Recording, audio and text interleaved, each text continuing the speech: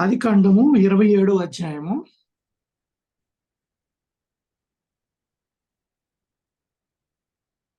మొదటి 3 వచనాలు చదువుకో.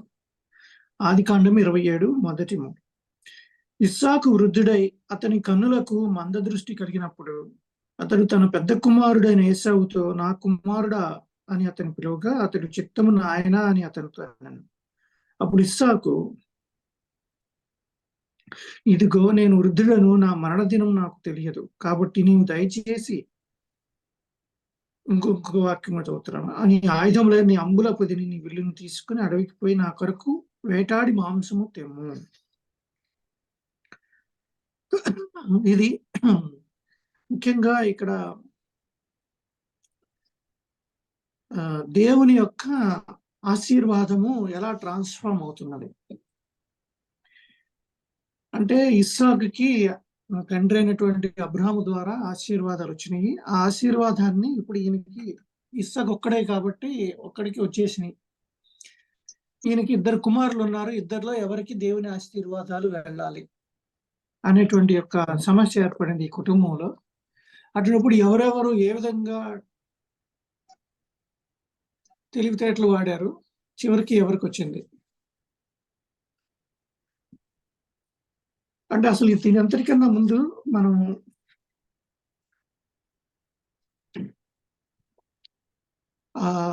ఆదికాండం 12లో అబ్రహాంకి ఇచ్చినటువంటి ఆశీర్వాదం గురించి చూద్దాం. జస్ట్ కొన్ని నేను చదువుతూ ఉంటాను. మాది అంటే అక్కడక్కడ కొన్ని ఎపిసోడ్స్ లాగా ఉన్నాయి. అసలు వీళ్ళ క్యారెక్టర్స్ వీళ్ళ దగ్గర నుంచి ఎలా వచ్చింది అనేది. యెహోవా 12 ఫస్ట్‌ది. యెహోవా మాట్లాడుతున్నారు. నీవు లేచి నీ దేశం నుండి, నీ బంధువుల నుండి, నీ తండ్రి ఇంటి నుండి బయలుదేరి నేను నీకు చూపించు దేశంలోకి వెళ్ళము. నిన్ను గొప్ప జనంగా చేసి నిన్ను ఆశీర్వదించి నీ నామమును గొప్ప చేయగలను. అంటే ఏంటి, ఇక్కడ గొప్ప జనంగా చేస్తానని చెప్పేసి అన్నాడు. ఆ మాట వినంగానే అబ్రహాము భార్యని, తన సోదరుని కొడుకుని తీసుకుని బయలుదేరి వచ్చేసారు. ఇంకా ఊరు అనే ప్రాంతం నుండి.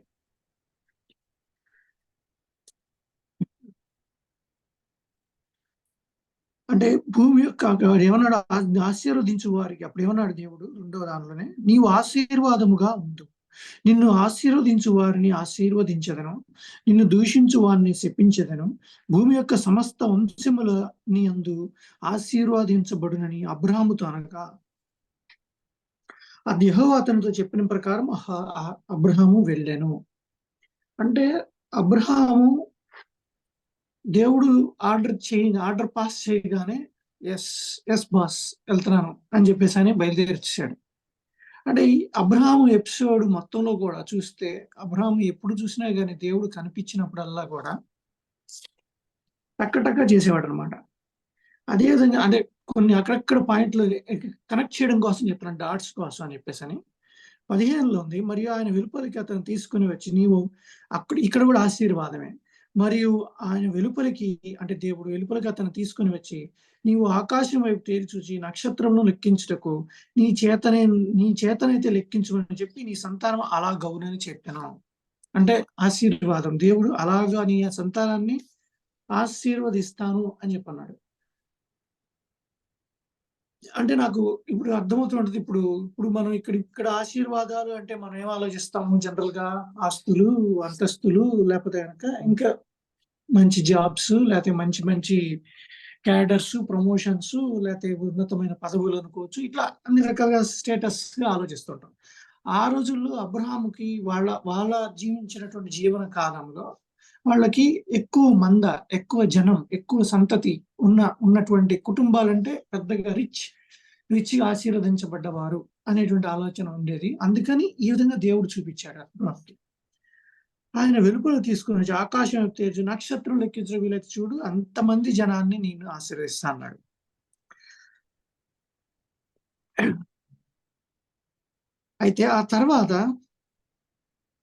అయితే ఇదంతా జరుగుతూ ఉన్న టైంలో ఇదేంటి, మొత్తం ఆశీర్వాదాలు అబ్రహాంకి చెప్పాడు.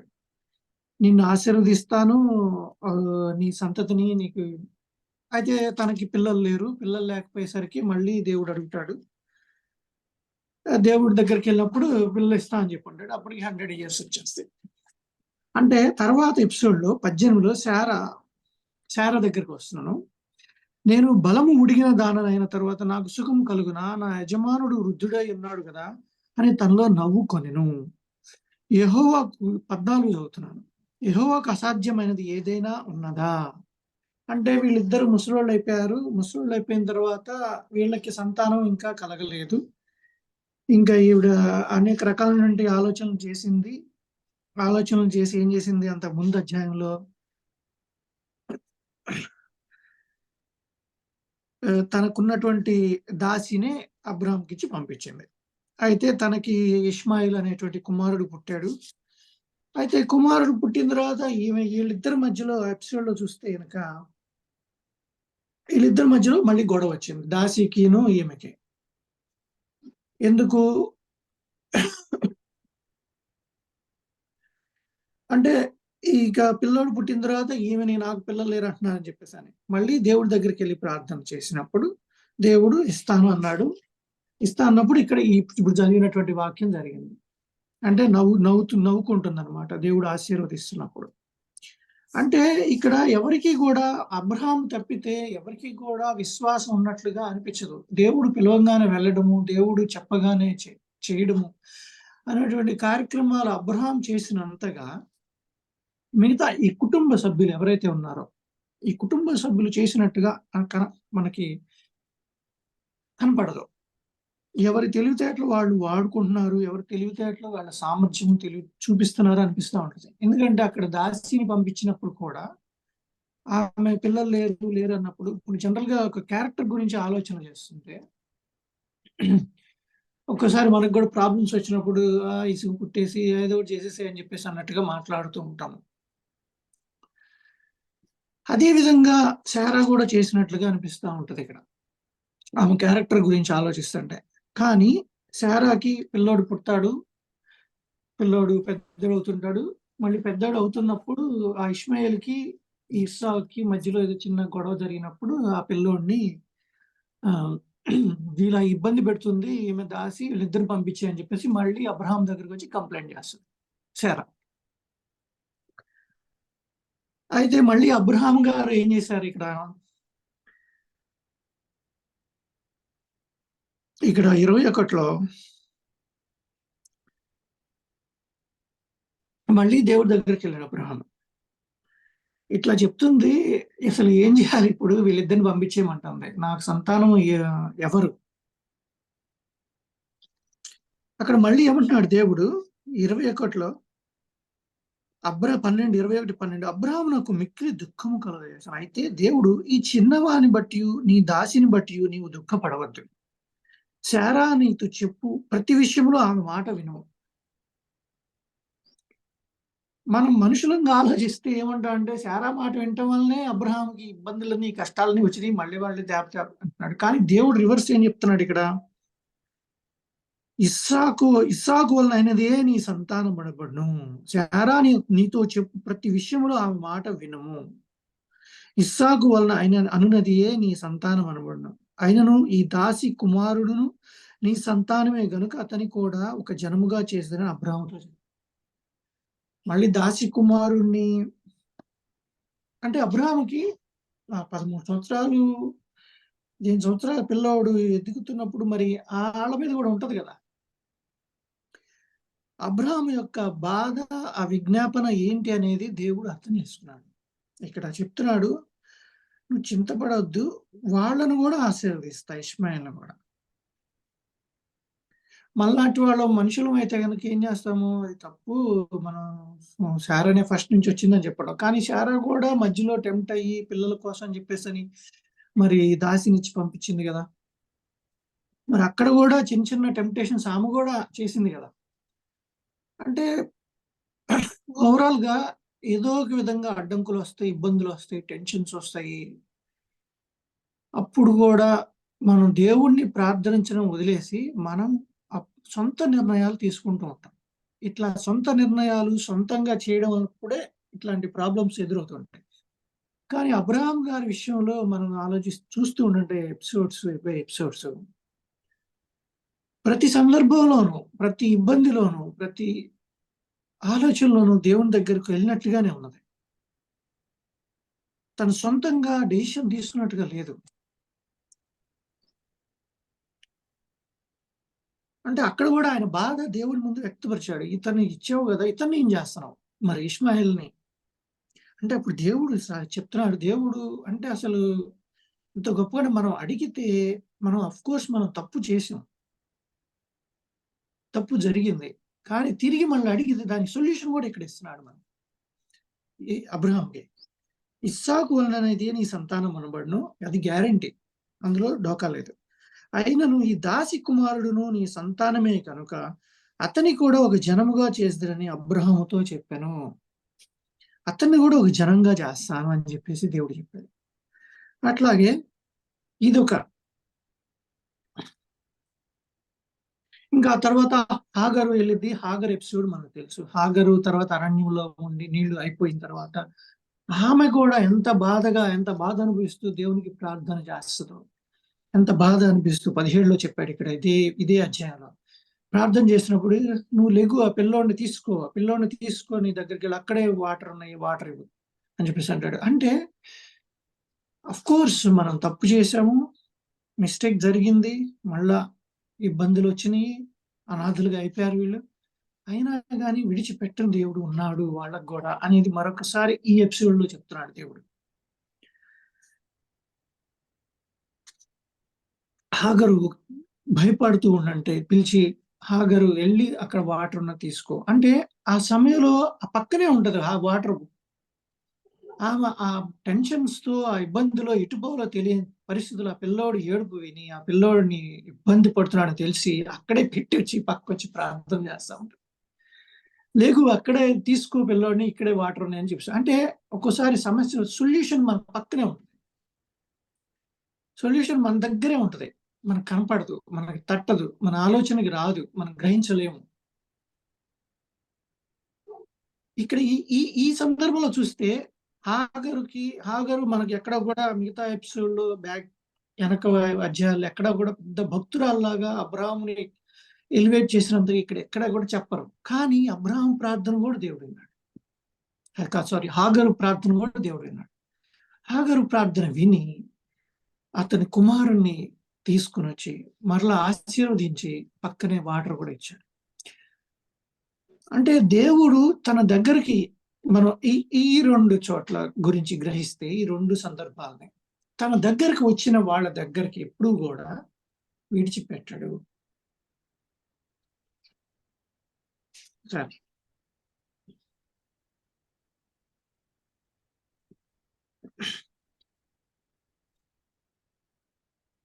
ఇప్పుడు ప్రస్తుతం ఎపిసోడ్‌లో ఇక్కడ ఎపిసోడ్ 27లో 27 ప్రెజెంట్ సిట్యుయేషన్. ఇస్సాకు వృద్ధుడై అతని కన్నులకు మందదృష్టి కలిగినప్పుడు ఇదంతా గూడా ఇంక ఇస్సాకు గూడా అదే ఆశీర్వాదం ఏదైతే ఉన్నదో అది ఎవరికివ్వాలి? ఏ కుమారుడికివ్వాలి? అనేటువంటి ఒక సందర్భంలో ఇస్సాకు ఆబ్వియస్‌గా పెద్ద కుమారుడంటే ఇష్టము. ఏశావు అంటే తనకిద్దామని ఫిక్స్ అయిపోయాడు. నాయన ఎళ్లి మంచి మాంసం తీసుకురా వేటాడి, ఆ మాంసం వండి పెడితే నేను అది తిని నిన్ను ఆశీర్వదిస్తా. ఎందుకంటే ఇష్టమైన కొడుకు. అయితే ఇదంతా గూడా వీళ్ళ భార్య విన్నది. భార్య రెబెకా. అప్పుడు రెబెకాకేంటి ఇక్కడ మనం వీళ్ళ ఫ్యామిలీ గురించి చూస్తున్నాం ఇప్పుడు. ఇస్సాకుకి తన పెద్ద కుమారుడంటే ఇష్టము. ఒకవైపు ఇష్టం అంటే ఆహారం అన్నా గూడా ఇష్టంలాగా కనిపిస్తుంది ఇక్కడ. మంచి తినగలిగే మనిషి. అది గూడా వేట మాంసం అంటే వేటాడి తీసుకొచ్చిందంటే మంచి ఇష్టం అన్నమాట. మంచిది. అది ఇస్తే నేనిస్తా అంటున్నాడు. అయితే ఈయన భార్య రెబెకా అదంతా విని ఏం చేస్తుంది? ఈమెకి చిన్న కొడుకంటే ఇష్టం. చిన్న కొడుక్కి ఇవ్వాలి. నెక్స్ట్ ఎపిసోడ్‌లో. అంటే ఇక్కడ రిబ్కా ఇస్సాకు తన కుమారుడు ఏశావుతో ఇట్లా చెప్పుచుండగా అదే అధ్యాయంలో 5వ చదువుతున్నానమ్మా.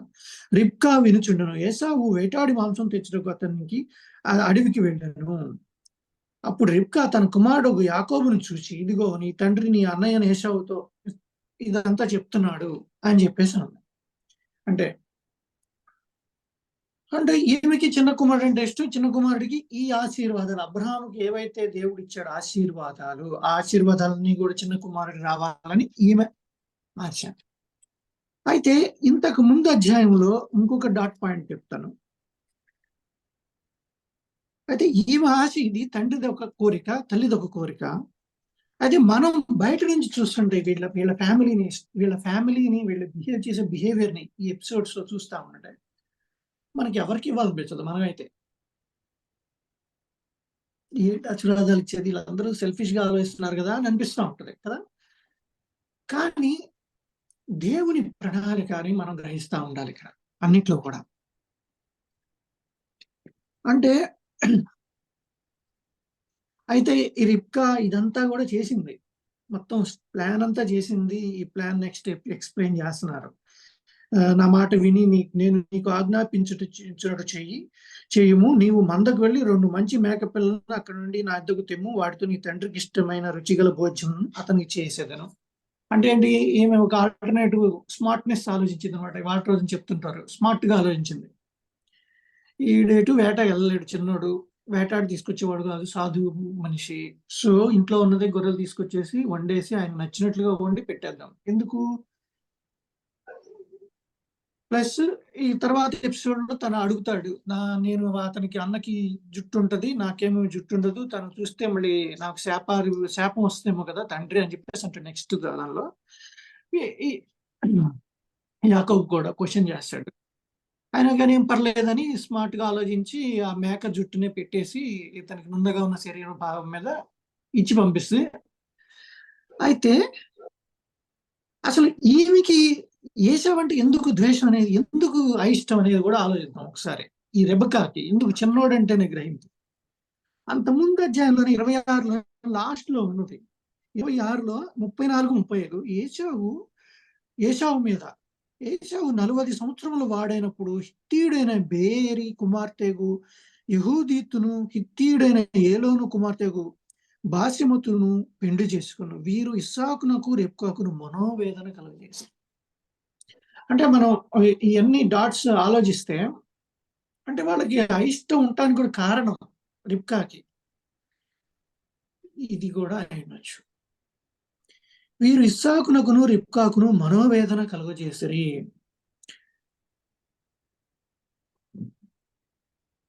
అంటే ఒకటి ఏసావు వేటాడే స్వభావం, మనం బయట నుంచి చూసే వాళ్ళకి వేటాడే స్వభావము, కొంచెం బలమైన వాడు ఉండొచ్చు, కొంచెం గట్టి మనిషి కూడా ఉండొచ్చు. అంతకు ముందు ఏసావు మనం చూస్తే రెండు చోట్ల ఒక చోట ఆహారం కోసం తన జ్యేష్ఠత్వాన్ని వదిలేసుకుంటాడు. ఆహారం కోసం తన ముందు ఎపిసోడ్లో మంచిగా వంట వండుతూ ఉండుంటే ఎవరు యాకోబు బాగుంది, నేను ఇప్పుడే కష్టపడి వచ్చాను, నాకు ఆహారంగా పెట్టు అని చెప్పేసి అంటాడు. నాకు కావాలి ఆ చిక్కుడు గింజల ఆహారం, నేను తింటానని చెప్పేసి అంటే, అలా అయితే యాకోబు ఏమడుగుతాడు, నేను ఇస్తాను కానీ నీ జ్యేష్ఠత్వం నాకు ఇవ్వు అని క్వశ్చన్ చేసి జ్యేష్ఠత్వాన్ని తీసుకుంటాడు. అంటే ఈ నలుగురు ఈ ఫ్యామిలీని ఆలోచిస్తే ఈ నలుగురిలో ఇస్సాకుని పక్కన పెట్టి, ఇస్సాకుకి పెద్దవాడంటే ఇష్టం, రిబ్కాకు చిన్నవాడంటే ఇష్టం, ఏశావేమో స్వభావంలో అలా ఉన్నది, యాకోబేమో ఒకసారి మోసం చేశాడు, రెండోసారి కూడా మోసం చేయడానికి రెడీ అయిపోయాడు. అంటే ఈ 4 క్యారెక్టర్స్ ఆలోచిస్తా ఉన్నట్టే మనలాంటి వాడు బయట ఉన్న వాళ్ళకి అసలు వీళ్ళకి దేవుడు ఆశీర్వాదం ఏంటి అనే క్వశ్చన్ వస్తుంది. అసలు దేవుడు ఆశీర్వదించేది ఏంటి వీళ్ళ మనస్తత్వానికి అనిపిస్తూ ఉంటుంది. కానీ దేవుని యొక్క ఆలోచన, దేవుని యొక్క నడిపింపు అంటే ఎలా ఉంటది అనేది మనం ఈ డాట్స్ ని కలుపుకుంటూ వెళ్తే అర్థం అవుతూ ఉంటుంది. రెబకాకి అంతకుముందు 25 అధ్యాయంలో ఇబ్బంది పడుతూ ఉంటది. 22లో ఆమె గర్భంలో శిశువులు ఒకరితో, ఆమె గర్భవతిగా ఉన్నప్పుడు శిశువులు ఒకరితో ఒకడు పెనుగులాడిన గనుక ఆమె ఇలాగైతే నేను బ్రతుకుట ఎందుకని అనుకొని ఈ విషయం యెహోవాను అడుగ వెళ్ళెను. అప్పుడు యెహోవా ఆమెతో ఇట్లన్ను, ఏంటంట, 2 జనములు నీ గర్భంలో కలవు, 2 జనపదములు నీ కడుపులో నుండి ప్రత్యేకపరచును. ఒక జనపదము కంటే ఒక జనపదం బలిష్టమైండును, పెద్దవాడు చిన్నవానికి దాసుడగును అనెను. అంటే ఈమెకి దేవుని వాక్యం తెలిసి ఉన్నది. దేవుడు ఆ పిల్లలిద్దరు గర్భంలో ఉండంగానే ఆమెకి దేవుడు వచ్చి మాట్లాడాడు. చిన్నవాడే కరెక్ట్. అంటే ఆమె చిన్నవాడి యొక్క ఆలోచన విధానం, వాడి యొక్క మనస్తత్వం, వాడి బిహేవియర్ అంతా కూడా గమనిస్తా ఉండొచ్చు. పెద్దవాడితో ఉన్న సమస్య తెలుస్తుంది ఆమెకి. సో ఆ ఉద్దేశంతో తండ్రి దగ్గరికి ఇతన్ని పంపించి, సరే ఇవన్నీ పర్సనల్ వీళ్ళందరిది. అంటే వీళ్ళ ఫ్యామిలీ హిస్టరీ ఇదంతా కూడా చూసుకుంటా ఉంటే మొత్తానికి యాకోబు అయితే మోసం చేశాడు. మొత్తం ఇస్సాకు నుంచి బ్లెస్సింగ్స్ వచ్చేసినాయి. తర్వాత కొంచెంసేపటికి ఏసావు వస్తాడు. ఏసావు వచ్చి నాకు కూడా బ్లెస్సింగ్ ఇవ్వు అని చెప్పంటే, అరే ఈయన అల్లాడిపోతాడు ఆ టైంలో. ఏమంటాడు, పెద్ద నన్ను మోసం చేశాడే అని చెప్పేసి అనుకుంటాడు. కానీ ఇస్సాకు కూడా అక్కడ ఇబ్బంది, టెన్షన్ పడ్డాడు. అరే నేను ఇవ్వాలనుకున్నది ఇతనికి కాబట్టి అతను తీసుకున్నాడే అని అనుకున్నాడు. కానీ బాధపడ్డట్టుగా ఉంటది. కానీ ఇంకా ఏసావు నాకు ఆశీర్వాదం లేదా అని మొరపెడతాడు. మొరపెట్టినా కానీ ఏముండవు ఆయన ఇవ్వడానికి.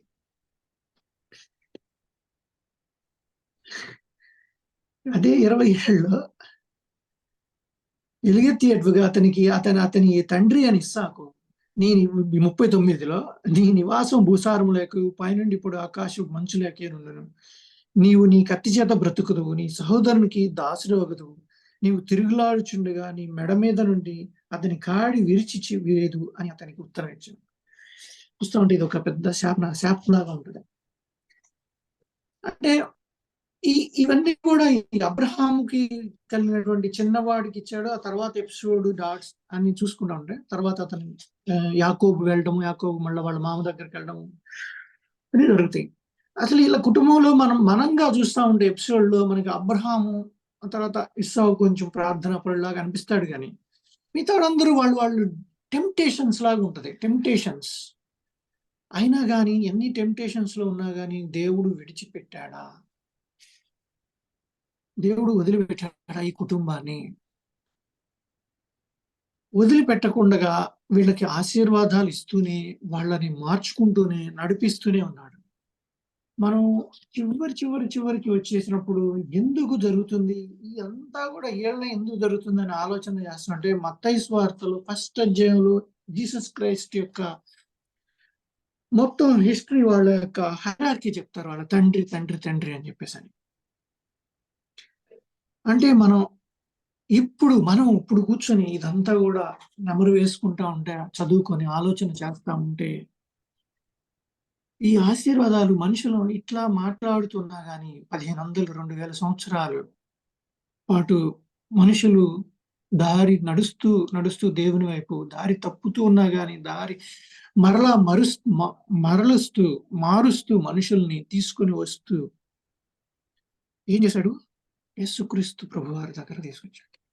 అంటే ఇక్కడ మనం న్యాచురల్ పీపుల్ గా హ్యూమన్ మైండ్స్ మనం బయట నుంచి చూస్తూ ఉంటే ఒక సినిమాను, ఒక సీరియల్లో, లేకపోతే ఒక పర్సన్ అబ్జర్వ్ చేస్తున్నట్టుగా వీడు చేస్తుంది ఏంటి అని ఆలోచిస్తూ ఉంటే వీళ్ళందరికీ బ్లెస్సింగ్స్ అవసరమా అని ఉంటుంది. కానీ దేవుని మాట విన్న వాళ్ళకి అబ్రహాముకి చేసినట్టు ప్రామిస్ విడిచిపెట్టను అని చెప్పిన విధంగా ఇది శారీరక విధంగా కాకుండా ముఖ్యంగా మనకి గలతీయులు రాసిన పత్రిక 3వ అధ్యాయంలో చెప్పినట్టుగా ఇది నిజము వ్యర్థము, ఆత్మను మీకు అనుగ్రహించి మీలో అద్భుతములు చేయించువాడు ధర్మశాస్త్ర సంబంధ క్రియల వలన లేక విశ్వాసముతో వినుట వలన చేయించుచున్నాడు. Question mark. అబ్రహాము దేవుని నమ్మెను, అది అతనికి నీతిగా ఎంచబడిన. కాబట్టి విశ్వాస సంబంధులే అబ్రహాము కుమారులని మీరు తెలుసుకోండి. దేవుడు విశ్వాస మూలముగా అన్ని జనులను నీతిమంతులుగా తీర్చునని లేఖనం ముందుగా చూచి. అంటే ఇక్కడ మనం ఆలోచన చేస్తా ఉంటే మనం చేసేటువంటి మనం వంగిపోయేటువంటి టెంప్టేషన్స్ తోటి దేవుడు మారుస్తున్నాడా, పట్టుకుంటున్నాడా, లేకపోతే మనలో ఉన్నటువంటి దేవునితో ఉండాలి అనేటువంటి స్వభావం మూలంగా ఆత్మను చూస్తున్నాడా? ఈ రెండు పదాలు. ఏశావు చేసింది ఒక శారీరక క్రియలన్నీ. యాకోబు కూడా చేసింది. కానీ దేవుని యొక్క నిర్ణయం ఏమై ఉన్నది? వాళ్ళిద్దరు గర్భంలో ఉండగానే దేవుని యొక్క నిర్ణయం ఏమైనది? వీళ్ళెవరు పుట్టక ముందే అబ్రహాంకి ఇచ్చినటువంటి దేవుని నిర్ణయం ఏమున్నది అనేది ఆలోచన చేస్తా ఉండంటే ఈ లింక్ అంతా కూడా వచ్చి యేసుక్రీస్తు ప్రభువారు మన కోసం సిలువలో సమర్పణ జరగడం వల్ల అన్యులమైనటువంటి మనం కూడా ఆత్మలో దేవునితో సంబంధం కలిగి ఉంటే మనల్ని కూడా విడువడు అనేటువంటి వాక్యం రూపంలో మనకి ఇక్కడ చూపించడానికని విశ్వాస. కాబట్టి అబ్రహాము ఇక్కడ ఏమన్నాడు? అబ్రహాము దేవుని నమ్మెను, అది అతనికి నీతిగా ఎంచబడను. కాబట్టి విశ్వాస సంబంధులే అబ్రహాము కుమారులను తెలుసుకునండి.